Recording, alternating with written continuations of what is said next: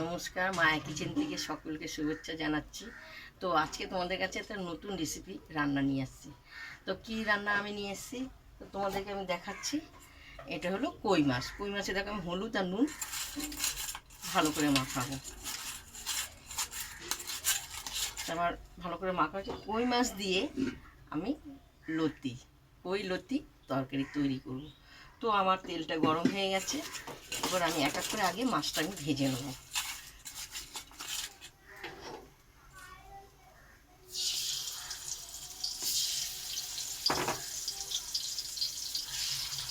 মাছটা আমার লাল লাল করে ভাজা হবে। তো আমার মাছগুলো কি সুন্দর লাল লাল করে ভাজা হয়ে গেছে। কই মাছ আর এই কটা ভাজলে হয়ে যাবে।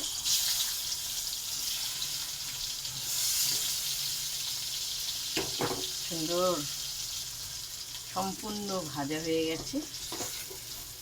এরপর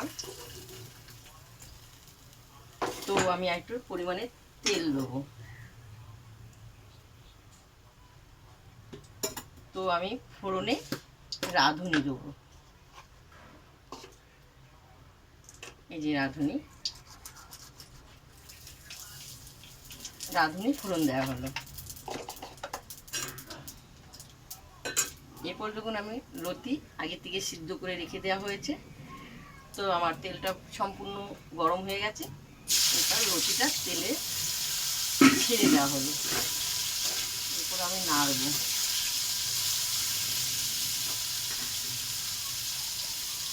তো আমার মশলা জিরে, আদা, কাঁচা লঙ্কা একটু ঝাল ঝাল করতে হবে।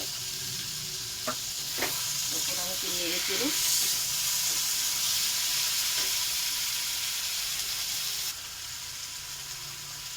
তো স্বাদ মতন নুন, স্বাদ মতন হলুদ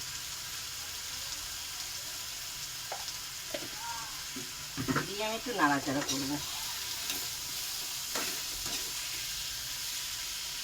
লতি দিয়ে কই মাছ নতুন একটা রেসিপি।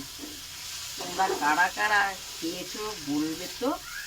যারা খাওনি, দিদিভাই রান্না করছে এইভাবে তোমরা রান্না করবে। তো একটু ভালো করে কষবে। তো খুব সুন্দর লতিটা কষানো হয়ে গেছে। পরিমাণে একটু জল দেবো।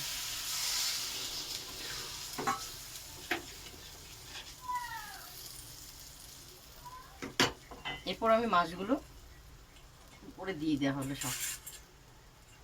কই মাছ লতির সঙ্গে।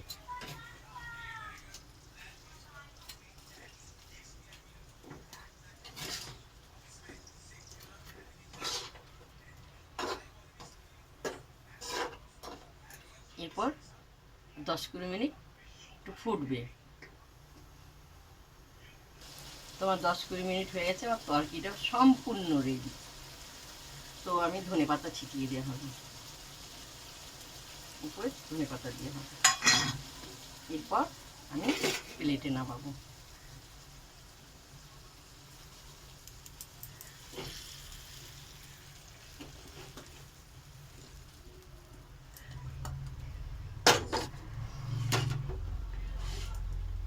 দেখতে পেয়েছো কই লতি তরকারি কেমন লাগছে অবশ্যই লিখে পাঠাবে। আর একবার এইভাবে কই লতি দিয়ে খাবেন, অপূর্ব লাগবে খেতে। আহ, সুন্দর গন্ধ। একটা খেয়ে দেখি। বলবার মতন না, অসাধারণ হয়েছে কই লতি। শুভ দুপুর।